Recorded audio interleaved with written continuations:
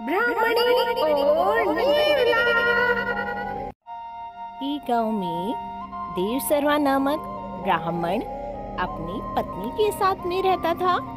उसके घर के आंगन में ही नेवली भी रहा करती थी। देवसर्वा की पत्नी गर्भवती थी। जिस दिन उसने पुत्र को जन्म दिया था, उस दिन नेवली ने भी एक नेवले को जन्म दिया। नेवली को जन्म देने के उपरांत नेवली चल बसी। नेवले के बच्चे के प्रति उनके हृदय में प्रेम भाव उमड़ पड़ा और वह अपने पुत्र के समान ही उसका भी पालन पोषण करने लगी। नेवला भी ब्राह्मण के परिवार से अच्छी तरह घुल मिल गया। वह सदा उसके पुत्र के साथ खेला करता। दोनों में अच्छी मित्रता हो गई थी।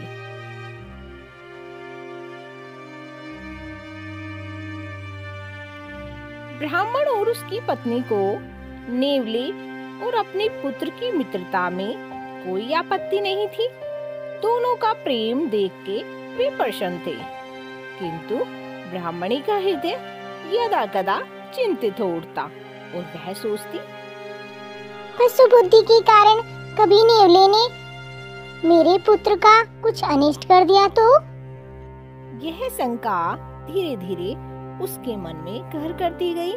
उधर ब्राह्मण का विश्वास था कि पशुओं में भी प्रेम की समझ होती है और नेवला अभी उसके पुत्र को अनिष्ट कभी नहीं पहुंचाएगा। एक दिन ब्राह्मणी अपने पुत्र को एक वृक्ष की छांव में सुलाकर नदी में पानी भरने चली गई।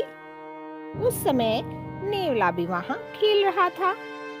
जाने की पूर्व वह ब्राह्मण से पुत्र का ध्यान रखने को कह गई। उसे भय था कि कहीं नेवला उसे काट ना ले। ब्राह्मणी के जाने के बाद ब्राह्मण ने सोचा, नेवला और मेरे पुत्र में गहरी मित्रता है, वह उसे क्यों काटेगा? वह भिक्षा करने गांव प्रस्थान कर दिया। ब्राह्मण वहां से गायब था कि वृक्ष के नीचे बने बिल से एक काला नाग निकल आया और ब्राह्मण के पुत्र की ओर बढ़ने लगा।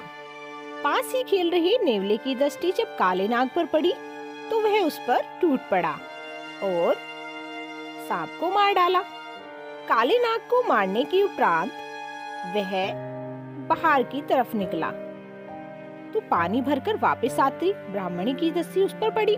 नेवले के मुंह पर खून लगा हुआ था, जिसे देखकर ब्राह्मणी घबरा गई। उसने सोचा, हाय रे, ये तो नेवला मेरे पुत्र का वध करके आ रहा है। क्रोधवश अपने सिर पर उठाए घड़े को उसने नेवले पर पटक दिया और नेवले के प्राण पखेरु उड़ गए। भागती हुई ब्राह्मणी जब अपने पुत्र के पास पहुंची तो उसे वृक्ष की छांव में शांति से सोते हुए पाया। पास ही काले नाग का छत्र विच्छिन्न शरीर पड़ा हुआ था।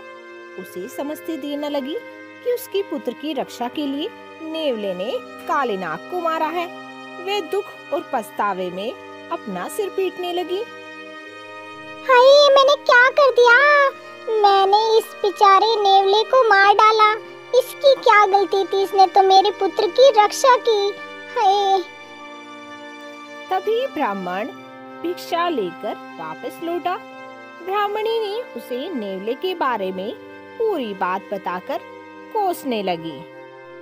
हाय हाय हाय, यदि तुम मेरी बात मानकर तुम पुत्र के साथ रहते और लोभवश भिक्षा को लेकर नहीं जाते तो नेवले की जान बच जाती। नेवले के प्राण पखेरु तुम्हारे लोभ के कारण गए हैं। हाय, मैंने क्या कर डाला ये? हाय।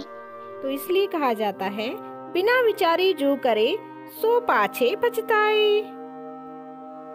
तो प्यारे दोस्तों, आपको ब्राह्मणी और नेवले की कहानी कैसी लगी? यदि आपको स्टोरी अच्छी लगी तो स्टोरी को लाइक करें और शेयर करें और चैनल को सब्सक्राइब और बेल आइकन प्रेस करना बिल्कुल ना भूलना।